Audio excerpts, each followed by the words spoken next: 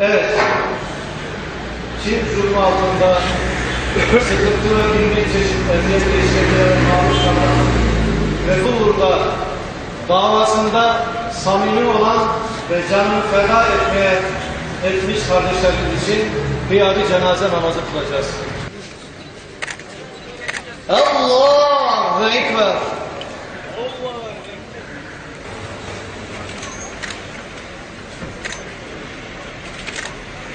Esselamu Aleyküm ve Rahmetullah. Esselamu Aleyküm ve Rahmetullah.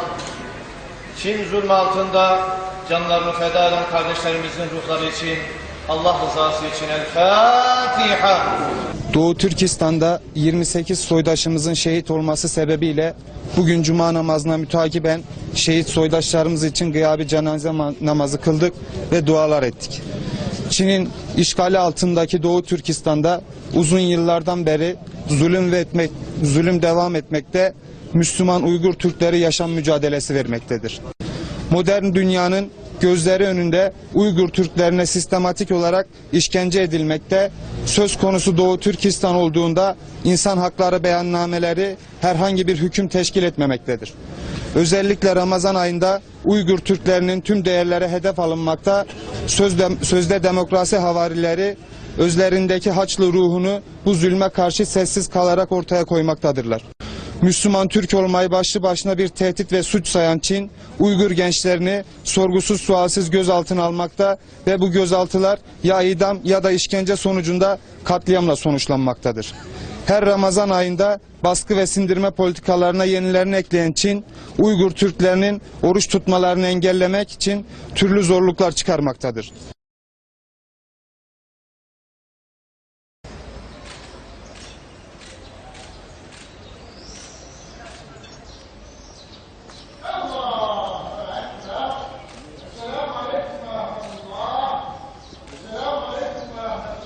İşte hepimizin medyadan da basından da takip ettiği gibi son süreçte orada bizim soydaşlarımız, kandaşlarımızın tutmuş olduğu oruçlar yüzünden baskı yapılarak onların ibadet özgürlüğünü yerine getirmesi engelleniyor. Ve bu bizzat Çin hükümeti tarafından yapılan bir uygulama. Biz bunu bugün protesto etmek adına burada toplandık. Az önce de orada şehit olan, mübarek günde şehit olan soydaşlarımızın bir cenaze namazını kıldık.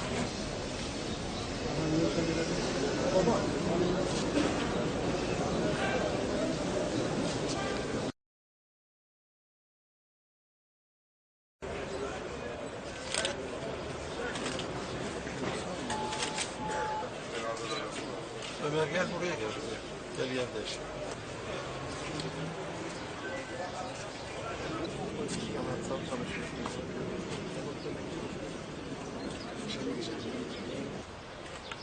Allahu Ekber.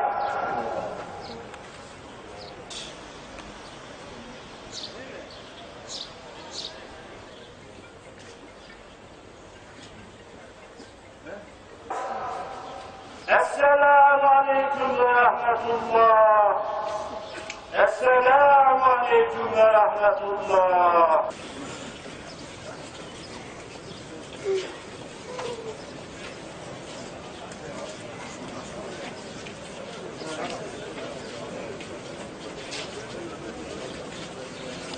Müslüman Türk olmayı başlı başına bir tehdit ve suç sayan Çin, Uygur gençlerini sorgusuz sualsiz gözaltına almakta ve bu gözaltılarına da idam ya da işkence sonucunda katliamlarla sonuçlandırmakta.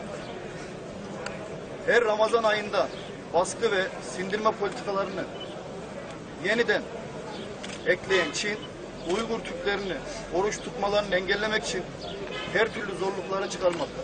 O Türkistan bizim namusumuzdur. Bu vesileyle Kaşgar'da yaşanan olayların sırasında Allahu Ekber! Allahu Ekber!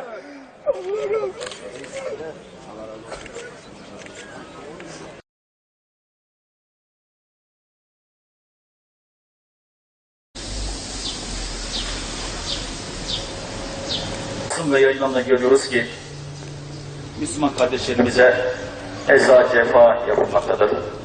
İşte malum Doğu Türkistan'da, Myanmar'da, Arakan'da, Kogani'de Müslüman kardeşlerimiz maalesef katlediliyor. Biz onlara şehit ediliyor diyoruz. Onların mekanı cennet olsun. Peygamber Efendimiz'i göremedim ama ben de onun ümmeti olmak isterim demişti Necaşi. Bunun üzerine Peygamber Efendimiz'e Necaşi vefat ettiğinde onun gıyabi namazı kılmıştır. Bizler de buna istinaden bu şehit olan Müslüman kardeşlerimizin gıyabi cenaze namazını kılacağız. Cenaze namazı için buyurun hazır olan imama.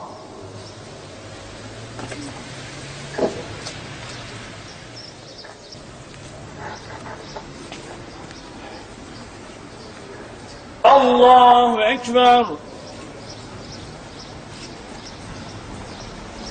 Esselamu Aleyküm ve Rahmetullah. Kardeşlerim, bu kardeşlerimizin gider misiniz?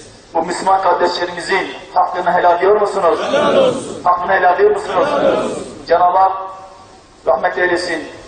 Onların makamını şehit makamını eylesin. Cenab-ı Hak Müslümanlara birlik ve beraberlik eylesin. Bu şahitliğimizi kabul etsin. Lillahi Teala'l-Fatiha.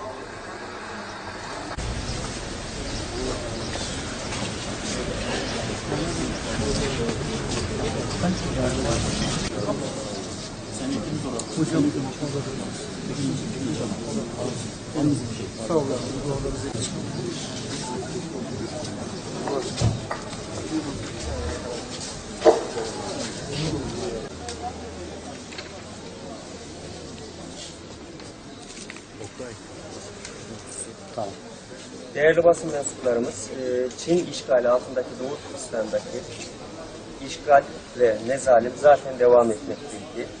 Olduğu gibi konu Müslümanlar ve Türkler olunca gözlerini kapatmıştır. Ülkemizde de peşmerge için bile gözyaşı dökebilen zihniyet ısrarla Doğu Türkistan'ı görmemektedir, hala da görmüyor. Doğu Türkistan'da 22 Haziran'da katledilen 28 Türk gencine Allah'tan rahmet diliyorum. Bu mübarek günler yüzü suyu hürmetine Cenab-ı Allah günahlarını affetsin ve artık birilerinin Doğu Türkistan'da yapılanları görmesini bekliyoruz. Ülke Ocakları Genel Başkanımız Sayın Olcay Kılavuz Bey'in de talimatlarıyla Doğu Türkistan'da, Çin'in işgali altında bulunan Doğu Türkistan'da maalesef 28 tane soydaşımız hunharca katledilmiştir, şehit edilmiştir. Bütün Türkiye'de Cuma namazı sonrasında bu katledilen, şehit edilen kardeşlerimiz için bir gıyabi cenaze namazı kılınacaktır. İstanbul Ülke Ocakları da İstanbul'un 3 ayrı noktasında Doğu Türkistan'da şehit edilen kardeşlerimiz için bir gıyabi cenaze namazı kılacaktır. Bugün de burada İstanbul Ülke Ocakları üyeleri olarak bir gıyabi cenaze namazı kılacağız inşallah.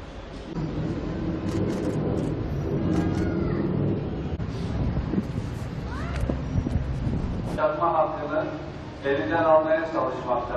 Yok. Bugün onların yerinde bizler de olabilirdik. Her kişi niyetine Allahu Ekber.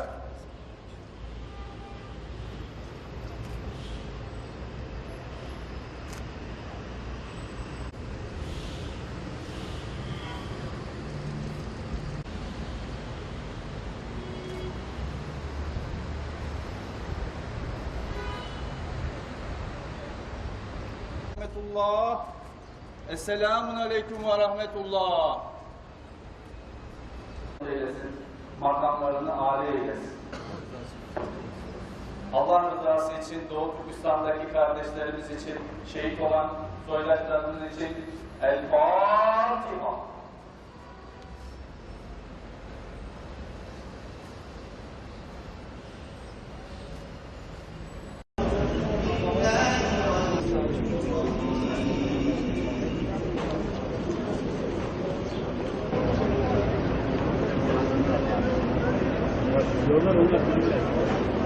Doğu Türkistan'da katledilen Müslüman Türkler için gıyabi cenaze namazı kılınacaktır.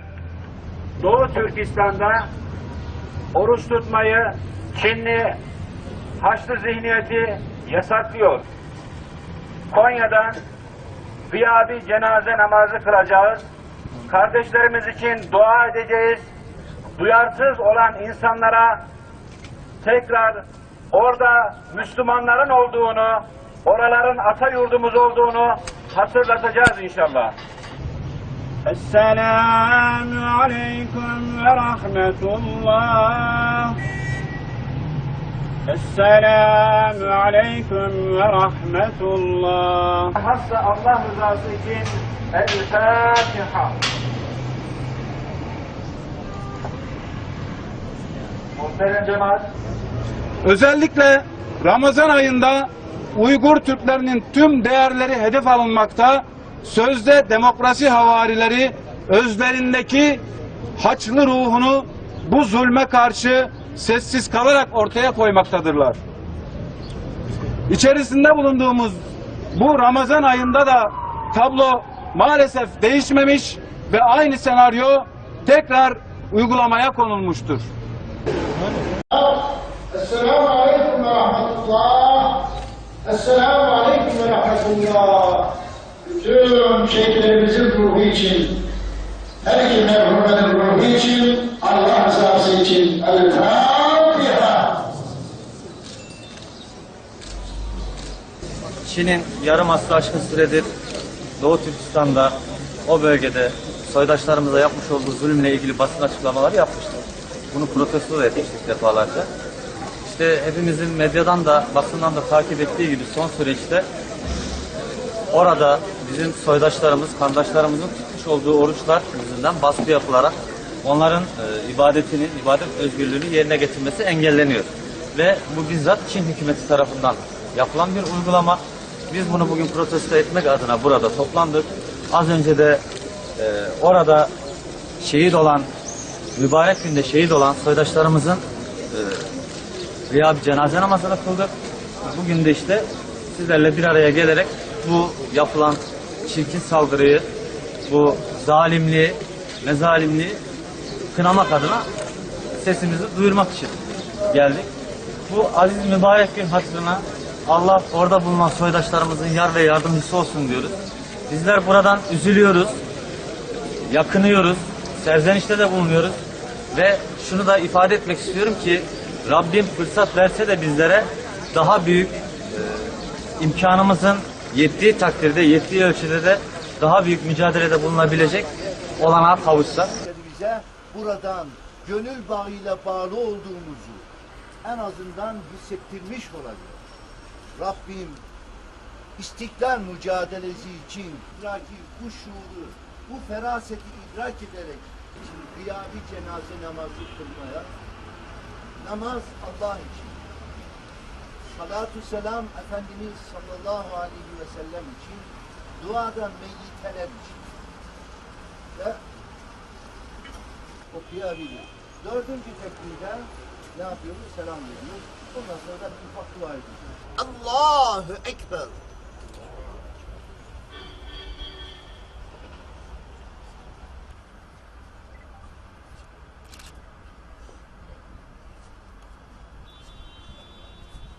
Allahu Ekber. Esselamu aleyküm ve rahmetullah. Esselamu aleyküm ve rahmetullah. Alihi ve sahbihi ecma'in.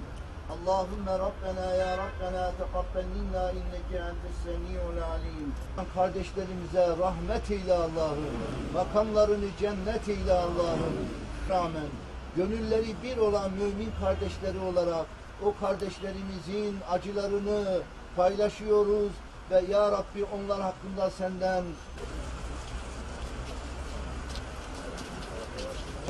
Son dönemde vahşice katledilmelerinden ötürü toplanmış bulunmaktayız.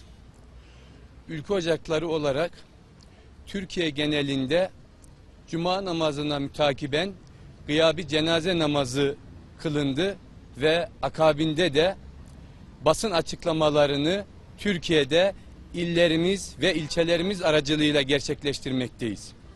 Malumunuz olduğu üzere Doğu Türkistan'ın Kaşgar şehrinde 28 tane Müslüman Türk soydaşımız vahşice katledilmiştir. Bildiğiniz gibi uzun yıllardır Doğu Türkistan'daki soydaşlarımız dillerini rahatlıkla konuşamamaktadırlar.